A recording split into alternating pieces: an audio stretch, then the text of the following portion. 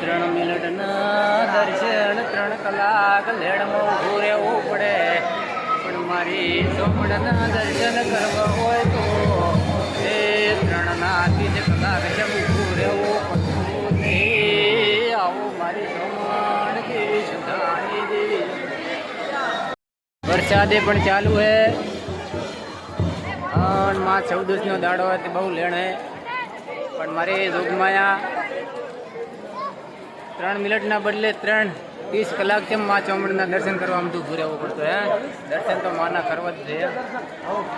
એને દર્શન કરવા આવો લેણ લોબી છે માં ચામુંડ, ખૂબ લેણ લોબી છે. 3 સેકન્ડના દર્શન ને 3 કલાક દર્શનમાં લેણમાં ઊભું રહેવું પડે, પણ માં ચામુંડના દર્શન